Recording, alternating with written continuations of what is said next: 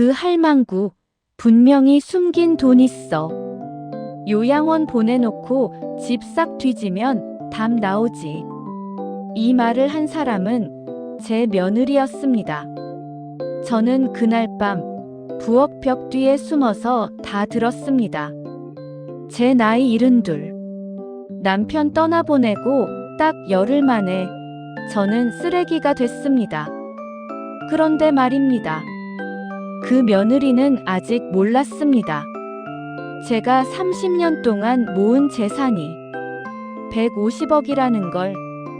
그리고 그 돈이 이미 다른 사람에게 넘어갔다는 것도.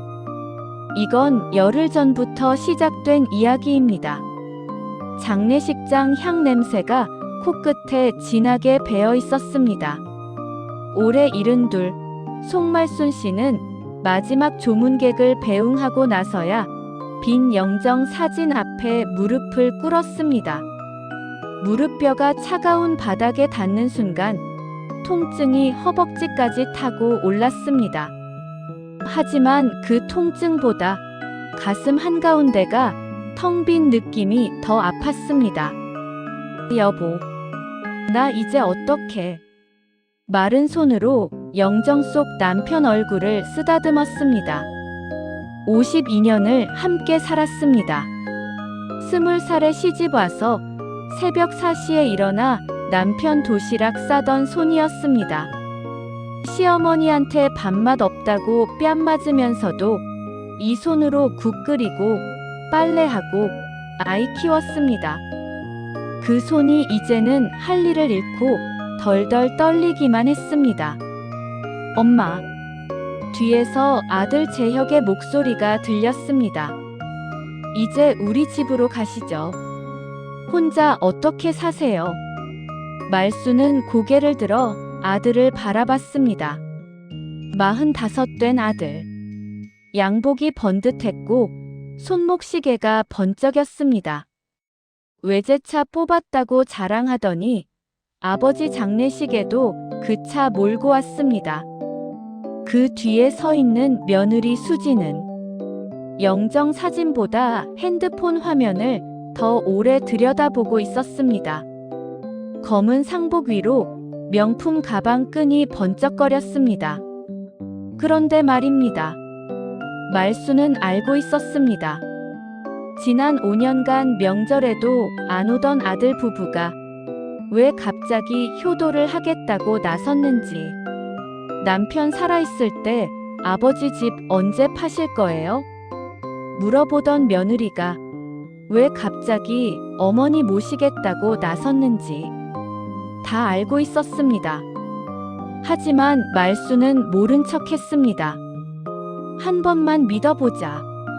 그래도 내 새끼인데. 가슴 한구석에서 작은 희망이 고개를 들었습니다. 아들 집에 도착한 건 해가 뉘엿뉘엿 질 무렵이었습니다. 고층 아파트 25층. 현관문이 열리자 넓은 거실이 펼쳐졌습니다. 대리석 바닥, 대형 TV, 가죽 소파.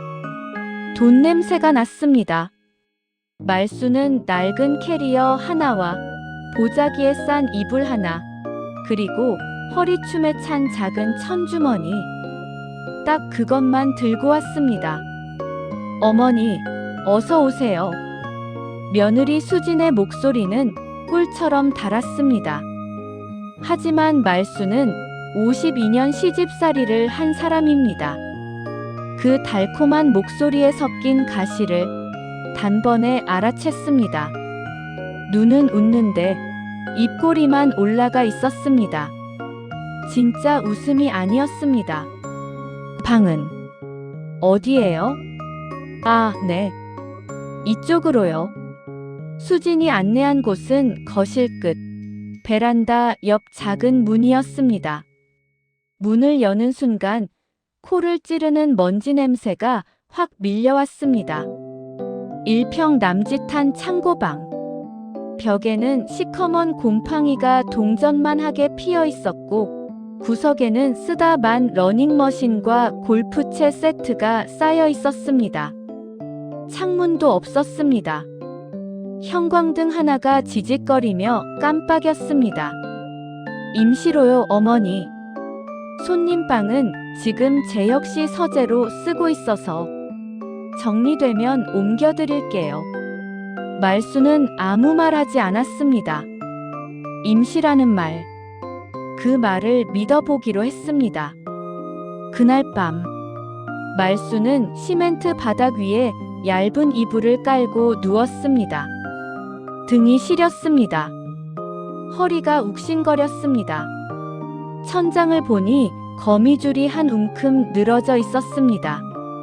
52년 동안 남편 뒷바라지하고 자식 키우고 이 꼴이구나. 눈물이 차올랐지만 말수는 삼켰습니다. 그리고 허리춤에 천주머니를 꺼내 가슴에 꼭 안았습니다. 낡고해진 천주머니. 하지만 그 안에는 아무도 모르는 비밀이 들어있었습니다. 다음 날 새벽 5시, 말수는 알람 없이도 눈이 떠졌습니다. 평생의 습관이었습니다.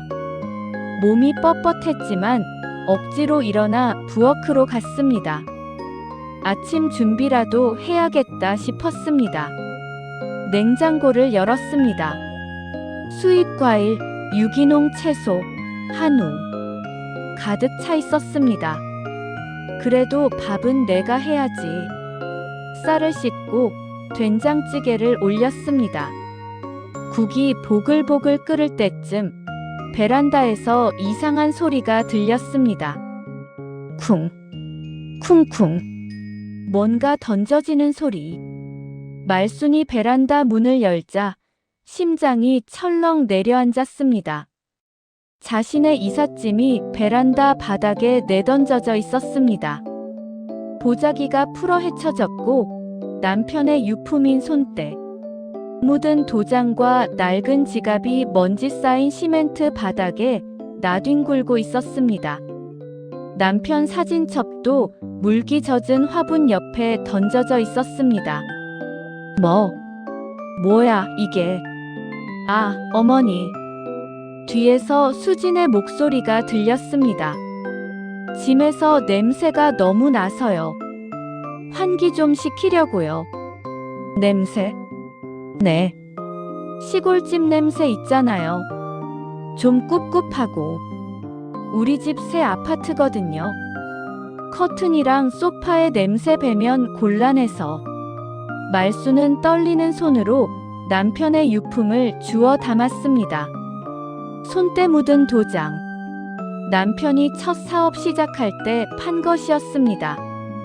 이 도장으로 첫 계약서에 서명했습니다. 낡은 지갑.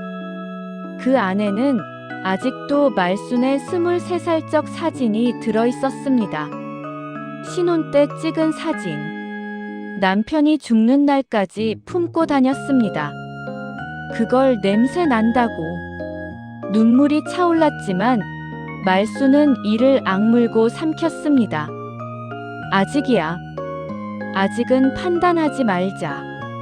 하지만 며느리의 다음 말이 가슴에 대못을 박았습니다.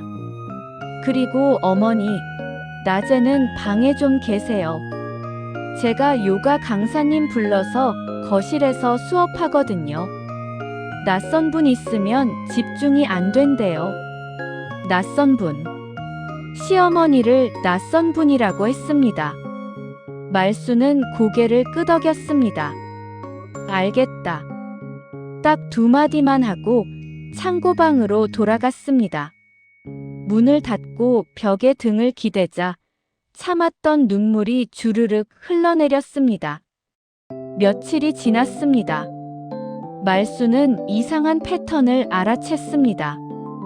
밤 11시쯤 아들 부부 방에서 불이 꺼집니다. 그리고 30분쯤 뒤 어김없이 창고방 문 앞에서 발소리가 멈췄습니다. 삐걱. 문이 살짝 열렸습니다. 말수는 자는 척했습니다. 숨을 깊게 쉬며 눈을 가만히 감고 있었습니다. 하지만 눈꺼풀 사이로 살짝 보니 어둠 속에서 수진의 그림자가 방 안을 훑고 있었습니다. 저 천주머니. 대체 뭐가 들었길래 저렇게 꼭 쥐고 자는 거야? 수진의 중얼거림이 어둠 속에서 새어나왔습니다. 말순의 심장이 빠르게 뛰었습니다. 하지만 얼굴은 평온하게 유지했습니다. 그리고 손은 더 꽉 천주머니를 쥐었습니다. 이 천주머니 안에 뭐가 있길래 말순은 이토록 목숨처럼 지키는 걸까요? 닷새째 되던 새벽, 말순은 잠에서 깨어나지 못했습니다. 온몸이 불덩이처럼 뜨거웠습니다. 식은땀이 등을 타고 흘렀고 머리가 깨질 듯 아팠습니다. 기침이 터져 나왔습니다. 감기인가? 아니, 이건. 일어나려고 했지만 몸이 말을 듣지 않았습니다. 천장이 빙글빙글 돌았습니다. 도와줘. 목소리가 나오지 않았습니다. 1시간이 지났습니다. 2시간이 지났습니다. 아침 9시가 되어서야 문이 벌컥 열렸습니다. 어머니, 왜 밥 안 차려요? 재혁씨 출근해야 하는데. 수진이 짜증 섞인 목소리로 들어왔다가 말순의 상태를 보고 멈칫했습니다. 어머니, 왜 그래요? 열이 나는 것 같아. 수진이 한숨을 푹 쉬었습니다. 아, 진짜. 병원 가셔야겠네요. 미안해. 밥은 됐어요. 그냥 죽이나 시켜 드세요. 저 오늘 약속 있어서 바빠요. 수진은 그렇게 말하고 문을 닫고 나갔습니다. 병원에 데려가 달라는 말은 하지 못했습니다.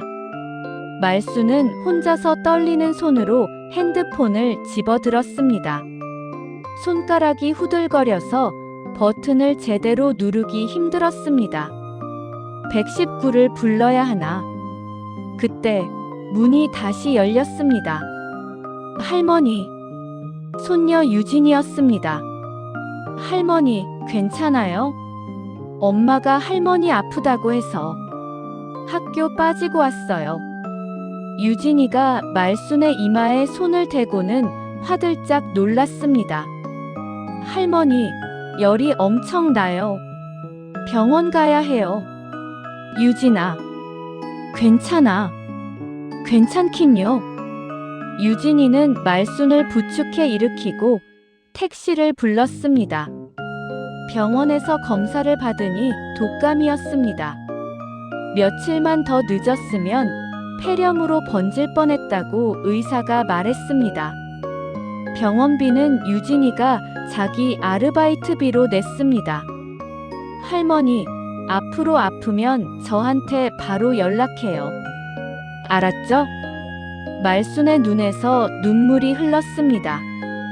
이 아이만은 달랐습니다. 일주일째 되던 날, 유진이가 다시 찾아왔습니다. 할머니, 진짜 여기서 주무시는 거예요? 응, 괜찮아. 할머니는 원래 좁은 데서 자도 돼.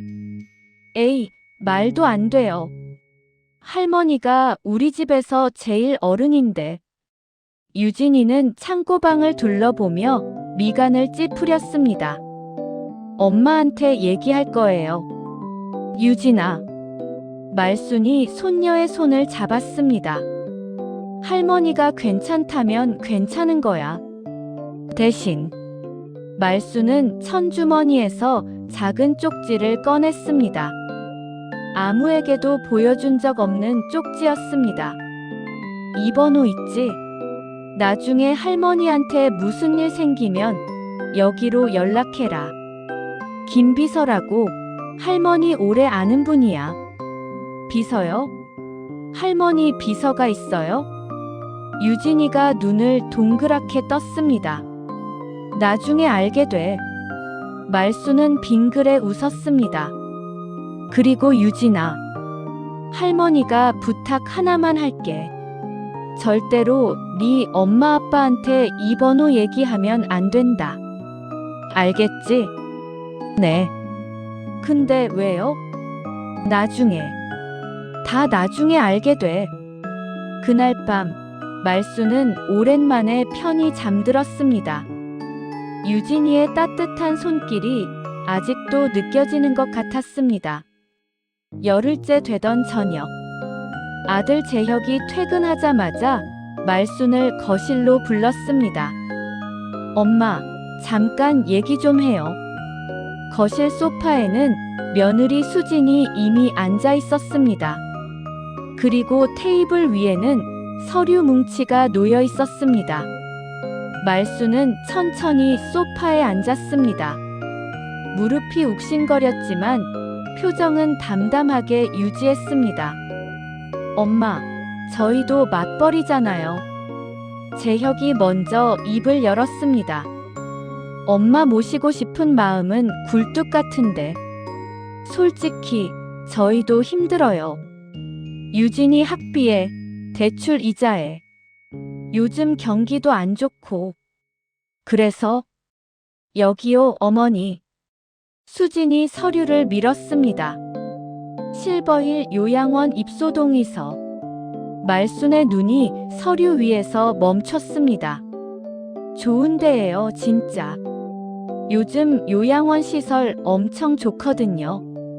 어머니 또래분들도 많고 물리치료도 해주고. 월 비용이 얼마인데? 400만 원인데요. 그건 어머니 연금이랑 아버지 보험금으로 충분히. 내 돈으로 날 요양원에 보내겠다. 말수는 속으로 쓴웃음을 지었습니다. 엄마, 우리도 어쩔 수 없어요. 이해해주세요. 재혁이 고개를 숙이며 말했습니다. 하지만 그 눈에는 미안함보다 조바심이 더 짙게 서려 있었습니다. 빨리 사인하고 이 집에서 나가라. 그 눈이 그렇게 말하고 있었습니다. 생각 좀 해볼게. 말수는 그렇게만 말하고 자리에서 일어났습니다. 그날 밤 새벽 1시. 말수는 목이 말라 부엌으로 나갔습니다. 그런데 부엌 불이 켜져 있었습니다. 말수는 발걸음을 멈췄습니다. 슬리퍼 끄는 소리가 날까봐 맨발로 벽 뒤에 몸을 숨겼습니다. 수진의 목소리가 들렸습니다. 전화 통화 중이었습니다. 언니, 그 할망구 분명히 숨긴 돈 있어. 말순의 심장이 쿵 하고 내려앉았습니다. 아니, 맨날 허리춤에 뭔가 차고 다니거든. 낡은 천주머니 같은 건데 절대 안 나. 잘 때도 꼭 쥐고 자더라고. 그래서 요양원 보내려고. 일단 보내놓고 집 싹 뒤지면 답 나오지. 시어머니 고향 집 팔았잖아. 그거 땅값만 해도 한 10억은 됐을 거야. 시아버지 보험금에, 연금에. 분명히 어딘가 숨겨놨지. 말수는 벽에 등을 기댔습니다. 다리에 힘이 풀렸습니다. 아니, 시어머니 모실 방은 없어도 그 돈 찾으면 방이 생기지 뭐. 하하. 수진의 웃음소리가 새벽 어둠 속에 퍼졌습니다. 그 웃음소리가 비수처럼 가슴을 찔렀습니다. 말수는 소리 없이 창고방으로 돌아갔습니다. 이불 위에 주저앉아 허리춤에 천주머니를 꺼내 들었습니다. 주름진 손이 떨렸습니다. 그래, 이제 됐어. 말수는 어둠 속에서 천천히 천주머니를 열었습니다. 안에서 서류 뭉치가 나왔습니다. 부동산 계약서, 주식 증서, 그리고 한 장의 쪽지. 말순의 눈에서 눈물 한 방울이 흘러내렸습니다. 이제 답이 나왔어. 다음 날 아침. 말수는 평소보다 일찍 일어났습니다. 창고방에서 나와 부엌으로 갔습니다. 그리고 정성스럽게 밥을 지었습니다. 된장찌개를 끓였습니다. 남편이 좋아하던 방식으로 두부는 큼직하게, 애호박은 얇게, 계란말이도 했습니다. 김치도 예쁘게 담았습니다. 아침 냄새에 아들 부부가 하나둘 일어났습니다. 어머니, 웬일이세요? 수진이 의아한 표정으로 물었습니다. 아침 먹고 얘기 좀 하자. 재혁이 오늘 재택근무지? 네, 근데 유진이도 불러라. 다 같이 앉아야 해. 말순의 목소리는 차분했습니다.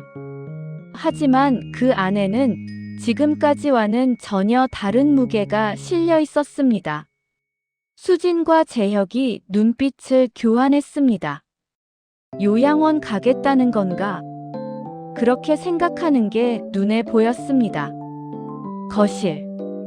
아침 햇살이 창문으로 쏟아져 들어왔습니다. 말수는 소파 한가운데 앉았습니다. 그 앞에 아들 재혁과 며느리 수진이 나란히 앉았습니다. 손녀 유진이도 옆에 와서 앉았습니다. 할머니, 무슨 일이에요?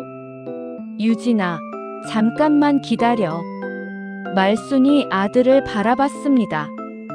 엄마, 요양원 서류는 생각해 보셨.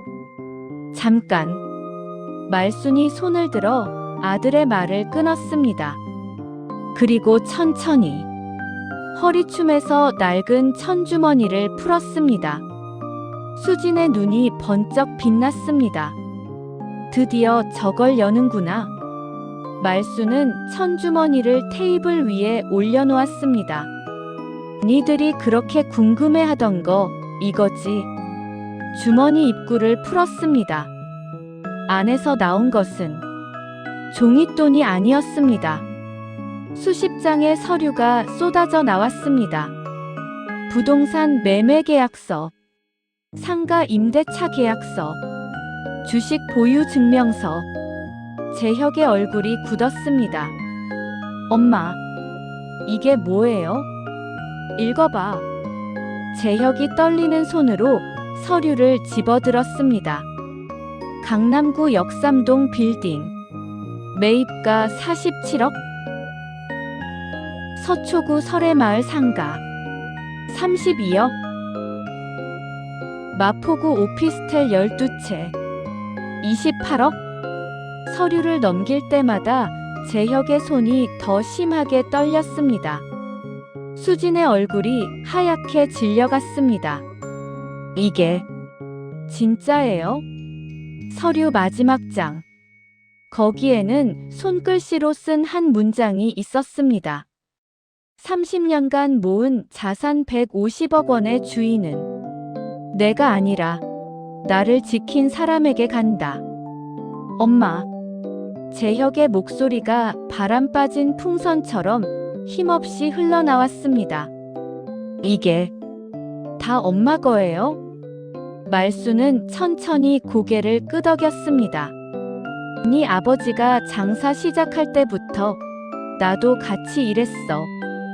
새벽 4시에 일어나서 동대문 가서 물건 떼오고 밤새 장부 정리하고 세금 신고하고.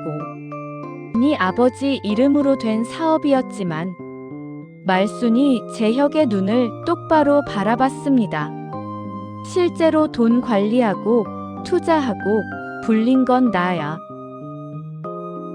부동산 오르기 전에 강남 땅 샀어. IMF 때 남들 다 팔 때 주식 샀어. 네 아버지는 장사만 했고 돈은 내가 굴렸어. 수진이 갑자기 소파에서 벌떡 일어났습니다. 어머니, 그러시면 저희가 잘 모시죠. 창고방은 제가 당장 치울게요. 아니, 안방 드릴게요. 요양원 얘기는 없던 걸로. 닥쳐. 말순의 목소리가 처음으로 차갑게 울렸습니다. 거실의 공기가 얼어붙었습니다. 수진이 움찔하며 멈췄습니다. 어젯밤에 다 들었어. 네. 그 할망구 분명히 숨긴 돈 있다. 요양원 보내놓고 집 싹 뒤지면 답 나온다. 그렇게 말했지. 수진의 얼굴이 새빨갛게 달아올랐습니다. 그건 제가 잠깐 화가 나서. 그리고 말순이 재혁을 바라봤습니다. 재혁아, 니도 다 알고 있었지? 니 마누라가 매일 밤 내 방 뒤지는 거, 내 집 베란다에 던지는 거, 다 알고도 모른 척 했지? 재혁이 고개를 떨궜습니다. 내가 아파서 쓰러졌을 때 누가 날 병원에 데려갔는지 알아? 니 딸이야. 유진이가 학교 빠지고 와서 택시 태워 병원 데려갔어. 니네 부부는 바빠서 약 한 첩 못 지어줬어. 유진이가 조용히 할머니 손을 잡았습니다. 말순이 천천히 일어섰습니다. 내가 정말 시험한 건 거실에 침묵이 내려앉았습니다. 재산 욕심이 아니라 너희 마음이야. 말순은 서류 뭉치에서 마지막 종이 한 장을 꺼냈습니다. 재산 증여 완료 확인서. 이미 한 달 전에 전부 증여 끝났어. 뭐? 재혁이 서류를 낚아채듯 들었습니다. 증여 대상 송유진 손녀. 증여 금액 150억 2,300만 원 상당. 증여 완료일 2024년 5월 5일. 수진이 다리에 힘이 풀려 소파에 털썩 주저앉았습니다. 말도 안 돼. 150억을 20살짜리한테. 네가 내 방 뒤지고 내 집 베란다에 내던지고 냄새 난다고 구박할 때 유진이는 창고방 찾아와서 할머니 손 잡아줬어. 말순의 눈가에 눈물이 맺혔습니다. 니들은 열흘 동안 나한테 뭘 했냐? 손녀는 딱 한 번 와서 할머니 괜찮냐고, 왜 이런 데서 주무시냐고 물어봐줬어. 재혁이 무릎을 꿇었습니다. 엄마, 죄송해요. 제가 정신이 없어서. 재혁아. 말순이 아들을 내려다봤습니다. 넌 돈을 잃은 게 아니라. 목소리가 떨렸습니다. 날 잃은 거야. 일주일 후. 말순은 작은 캐리어 하나를 들고 현관에 섰습니다. 어머니, 제발. 다시 한 번만. 수진이 울먹이며 매달렸습니다. 며칠 사이 눈이 퀭하게 들어가 있었습니다. 엄마, 진짜 반성하고 있어요. 앞으로는 진짜 잘할게요. 재혁도 눈물을 글썽였습니다. 말순은 고개를 저었습니다. 됐어. 늦었어. 엄마. 재혁아. 말순이 아들의 어깨를 가볍게 두드렸습니다. 네가 후회하는 건 재산 때문이잖아. 진심으로 나한테 미안해서가 아니잖아. 재혁이 입을 열었다가 다시 닫았습니다. 할 말이 없었습니다. 유진이는 달라. 그 애는 할머니한테 돈이 있든 없든 똑같이 대해줬어. 그게 진심이야. 현관문이 열렸습니다. 문 앞에는 손녀 유진이가 서 있었습니다. 할머니 가요. 새 집 진짜 예뻐요. 할머니 방 제가 직접 꾸몄거든요. 바다 보이는 방이에요. 그래, 가자. 말순은 뒤도 돌아보지 않고 걸어 나갔습니다. 3개월 후. 제주도의 작은 바닷가 마을. 흰 벽에 파란 지붕을 얹은 예쁜 집. 마당에는 귤나무가 있었고 툇마루에서는 바다가 한눈에 내려다 보였습니다. 말순은 툇마루에 앉아 귤을 까고 있었습니다. 옆에는 손녀 유진이가 노트북을 펴놓고 레포트를 쓰고 있었습니다. 할머니, 귤 진짜 맛있다. 많이 먹어라. 할머니가 더 깎아줄게. 말수는 바다를 바라봤습니다. 52년을 함께한 남편은 떠났지만 외롭지 않았습니다. 사람의 진심은 돈 앞에서 드러난다고 했습니다. 하지만 진짜 가치 있는 건 돈이 없을 때 곁에 있어주는 마음이었습니다. 말수는 허리춤을 만졌습니다. 낡은 천주머니는 이제 없었습니다. 대신 그 자리에는 유진이가 직접 만든 새 주머니가 달려 있었습니다. 서툰 바느질로 할머니 사랑해요 라는 글씨가 수놓아져 있었습니다. 말수는 미소 지었습니다. 나도 사랑해, 우리 유진이. 바닷바람이 불어왔습니다.